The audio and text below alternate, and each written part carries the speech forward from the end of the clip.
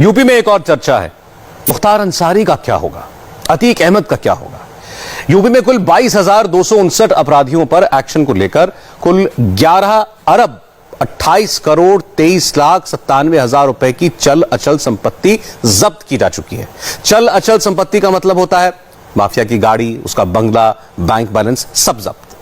यह सिर्फ खबर की एक छोटी सी हेडलाइन है। यूपी में माफिया राज पर चले हथौड़े की पूरी पिक्चर देखिए हमारी इस रिपोर्ट में।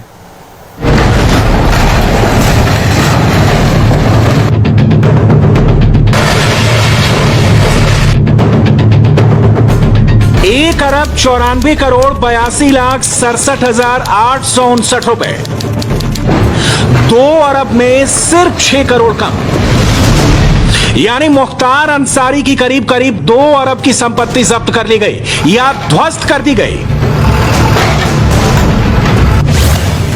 कितने जीरो होते हैं 2 अरब में? 1, 2, 3, 4, 5, 6, 7, 8 और 9 जीरो। यानी वो माफिया डॉन जो अब तक हीरो बना हुआ था, उसको योगी सरकार के एक्शन ने अब जीरो में बदल दिया है। पिछले 1 साल में योगी आदित्यनाथ की सरकार ने अवैध संपत्ति पर जो ताबड़तोड़ और धुआंधार एक्शन लिया है, उसका रिजल्ट अब सामने आने लगा है। योगी आदित्यनाथ की सरकार ने बाकायदा एक प्रेस नोट जारी करके यह बताया है कि उत्तर प्रदेश में किस माफिया की कितनी संपत्ति जब्त या ध्वस्त कर दी गई, और इस लिस्ट में सबसे पहला नाम है मुख्तार अंसारी का।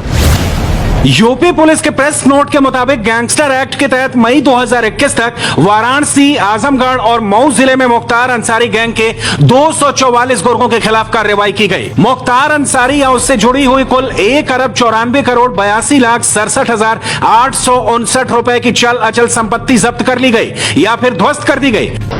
लखनऊ, प्रयागराज, वाराणसी, सीतापुर, मऊ और गाजीपुर में मुख्तार, उसके रिश्तेदारों और उसके गुर्गों की एक एक अवैध संपत्ति को धूल में मिला दिया गया।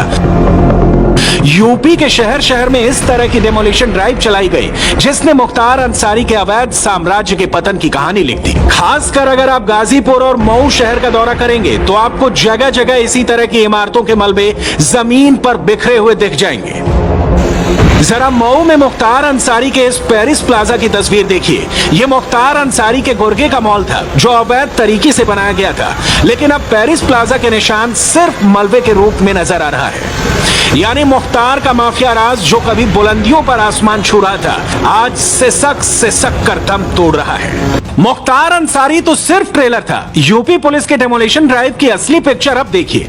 ये जिस किले को आप टूटते हुए देख रहे हैं, ये किला अतीक अहमद का था। प्रयागराज के करबला में 3000 मीटर स्क्वायर की जमीन पर अवैध रूप से बनाई गई ये विशाल हवेली कभी अतीक अहमद के पावर का सेंटर थी। ये करबला इलाके में अतीक अहमद का राजनीतिक किला है जिसे ध्वस्त किया गया है। ये जब 1989 में अतीक अहमद राजनीति में उतरा तो यहीं से चुनावी राजनीति की शुरुआत की गई। प्रशासन की तरफ से कहा गया कि इस बिल्डिंग का कुछ हिस्सा अवैध है। बिल्डिंग का नक्शा 2004 में पास करवाया गया था, लेकिन पैमाइश के बाद बाहर के इलाके में जो हिस्सा बना है उसे तोड़ दिया गया है। आपको बता दें कि यह कार्यालय 1500 वर्ग गज में बना हुआ है और इसी कार्यालय में अतीक अहमद अपना राजनीतिक दरबार लगाते थे।